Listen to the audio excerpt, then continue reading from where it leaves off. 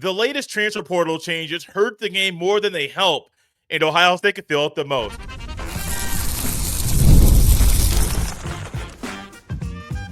You are Locked On Buckeyes, your daily podcast on the Ohio State Buckeyes. Part of the Locked On Podcast Network, your team every day.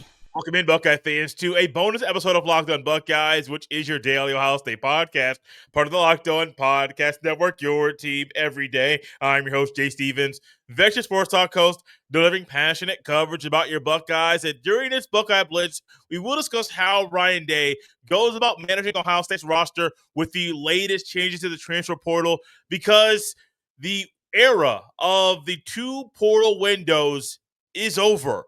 Starting immediately, there will be one transfer portal window that is opening on January the 2nd, and it closes on January the 16th. Now, many of you that know the calendar very, very well, you know the national championship game for this current season is on January 19th. So the new portal window will be open while the season is being played. Somebody make that make sense. Because I have tried to make sense of what the reality is, and I can't do it. Never in my life did I think a transfer portal window would be open during the season. You could have it in the spring. You could even have it in the summer. You could have it in April. You could have it in March. You could even have it in February. What's wrong with having the portal open right after the Super Bowl is played? You're not interfering with the NFL. You're doing your own thing. You get all the attention, which is what college football wants. But no, you're implementing a rule that's going to hurt yourselves and especially going to impact the elite teams in the sport. Think about it.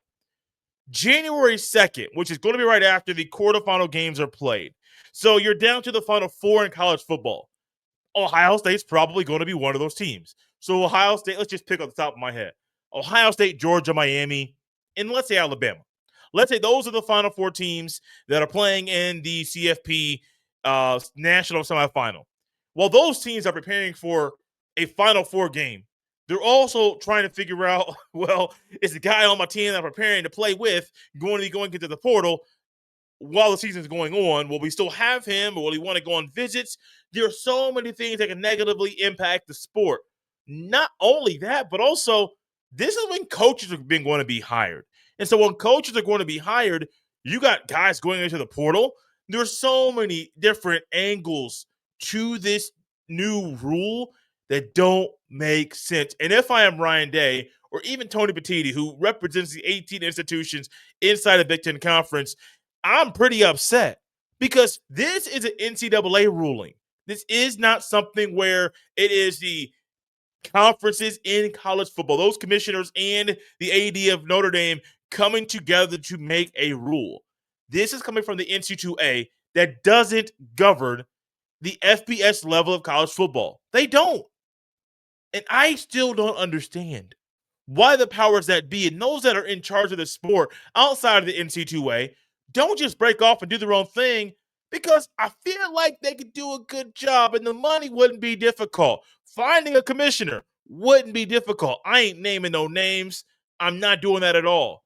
It wouldn't be hard to find a commissioner. It wouldn't be hard to even tap into all the resources to make sure this thing is, no one say a well-oiled machine early, because it's probably not going to be, but you can make it function pretty well. There's absolutely no reason for a transfer portal window to be open while the season is being played. None. Not at all. I don't care if you're NBA, MLB, NFL, NHL. They don't do it. They don't do it at all. So why college football? I don't know. And why would you make a rule that ultimately impacts the elite teams the worst? Another thing that doesn't make any sense. But if I am Ryan Day, I'm looking at these changes, and I am going to go to Ross Bjork. Well, this is potentially going to be a ruling. The original dates that were proposed were January 2nd through January 11th. And I'm like, y'all must really not like this sport to make it only a window of that link. That doesn't make any sense. Even January 2nd through January 16th. Okay, that's cool. I that's better I just still don't like the fact that this is where we are. I don't like it at all. I think there's a better way to go about having the portal. I would prefer March or February or even April of what you currently have. I'm not really upset that there's not going to be two portal windows. I don't really care. I thought the two portal windows was to appease people to still have a portal, but this right here, y'all, this doesn't make any sense. One last note here: the NCAA's 30-day transfer portal window for athletes going through head coaching changes has also been shrunk to 15 days, and will now open after a new coach is hired rather than when a coach is fired. So another change: it opens when a coach is hired rather than fired. Does that make sense? I don't know, y'all. I'm just a man behind a microphone that is really frustrated that those that are in charge of the sport consistently make decisions that don't help the sport. While this rule doesn't help the sport be better, Ryan has to figure out a way to navigate this new transfer portal window to properly manage Ohio State's roster. How does he do it? We will tackle that after the break. This episode is brought to you by Mazda. You can just move through life, or you can find the things that move you. It's your choice. You can choose to get out there, choose your people. You can choose to go for it. Like, really, go for it.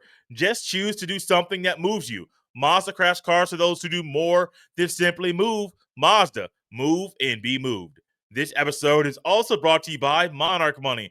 Most people can't name all their financial accounts or even what they're worth, whether it's 401ks, properties, or investments. And when you don't have the full picture, you could end up leaving money on the table.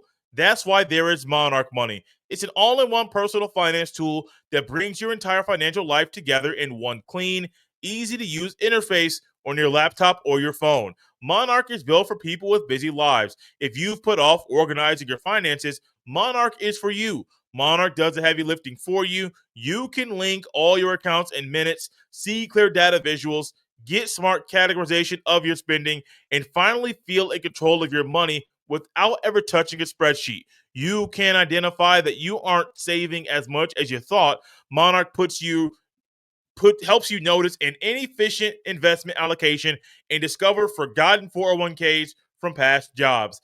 Don't let financial opportunities slip through the cracks. Use code LOCKEDONCollege at monarchmoney.com in your browser for half off your first year. That's 50% off your first year at monarchmoney.com with code LOCKEDONCollege. This episode is also brought to you by Square. Your favorite neighborhood spots run on Square. There are certain businesses that make the neighborhood the neighborhood. These are the places that become an extension of home. Whether it's the sports bar dedicated to your team's fan base, the spot with the best wings in town for game day, or that beloved local chain that's been rooted in your community for years. These businesses are what bring people together. When neighborhood businesses thrive, the whole neighborhood thrives.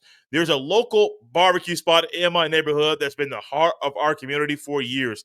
It's the kind of place where you walk in and everyone knows your name. Sports are something that bring people together and neighborhoods together, whether it's gathering for game day rituals, celebrating with the best wings in town, or just being a part of a fan base that calls this place home. When we show up as a community, it can mean big business for local business owners. Money spent in the neighborhood stays in the neighborhood. Square is a proud partner of more than 4 million neighborhood businesses around the world. You can go to square.com/go/lockedoncollege to learn more. But before you do, go support your favorite neighborhood spot. You'll be happy you did. Square. See you in the neighborhood. Thank y'all for tapping Locked On Buckeyes and making this bonus episode a part of your day. Ryan Day's job is already hard. And since Ryan Day took over as Ohio State's head coach, he's had to navigate the COVID and how that impacted Ohio State's season. And then the portal is now here and NIL is now here. And there are rules and changes to that. And now you're trying to figure out, do we want to expand and bring in 20 guys from the portal every offseason, or if we are going to lose a quarter of our roster, potentially lose a quarter of our roster, how many guys do we want to bring in from the portal? Do we want to emphasize high school recruiting or get a great mix between high school and the portal? How do we navigate and still be elite? Those are a big task, and that's a lot for a coach to handle. And Ryan Day has figured out a way to do it at an elite level, possibly better than anybody else in the sport. I mean, you're up there now with really only Kirby Smart to be the only coach out there right now that's been here from the beginning that is navigating this new world in a very high way. So to me, for Ryan Day to navigate the new world of the portal, knowing you may have guys that are going to go into the portal while the season's still being played, while you're potentially preparing for a national semifinal or a national championship game, you got to have some real conversations with these guys early on. And maybe it starts in December after the Big Ten championship game is played. Assuming Ohio State plays in that game, you start sitting down with these players and saying, here's where you are. And as we project to the future, here's how we see you fitting in with our roster down the road. And let the player and their family and people in their circle make the right decisions for them. But don't try to sugarcoat things, and don't try to be a coach that is trying to sweet talk players to keep them around. No, just be real. Because being real is not only going to be the right thing for the player at the time, it's the right thing for the team. But the other thing is, maybe being real is not only the best thing, but maybe you lose a player that you don't want to lose. I mean, there's a lot of talented players that Ohio State would love to have right now, but you would give them real conversations, you get real feedback, and they decide, well, based off what I am hearing and based off the projection of my future here where I currently am, I am going to go somewhere else to play football. And that's the reality of how you handle it. But also, Ryan Day's at an institution that will allow him to potentially hire people to better handle the portal and better handle the roster management. I mean, there is a GM in Mark Pantoni who is the best in the business, but maybe he needs more on his staff to properly handle this new world. And you make that thing happen. You gotta do what you gotta do. There's no ifs, ands, or buts about it. If you want to remain to be an elite team that is not only competing to win every game in the regular season, but is trying to win national championships, plural, you gotta stay ahead of the game. And Ryan Day has done a really interesting thing when it comes to being ahead of the game and navigating this new world. Ryan Day has sometimes tried to slow walk this thing and navigate it at his own pace, and really can't complain it. He's coached in 85 games. He's won 75 of them, won a national championship, played and competed and, well, coached in another. You can't really complain about a lot of things Ryan Day has done. You can complain about some things, but in totality, if you're 75-10, you're doing a lot of things right. You're doing them at an elite level. This new world of college football isn't fun. I don't like it. I don't think this is what's best for the sport. Ryan Day and other Big Ten coaches, and even Tony Batiti, I don't believe they're on board with this either. But here's where we are. The new portal is open. Begins on January 2nd. It ends January 16th. After that closes, the national championship game will be played. Does it make sense? No. But that's where we are right now in the sport that we love. Thank y'all for tapping Locked on Buckeyes and making this show a part of your day. You can follow me on any social media platform at jstevens07. Send every email to jstevens317@gmail.com. This has been Locked on Buckeyes on a Tuesday evening. We'll see you next time.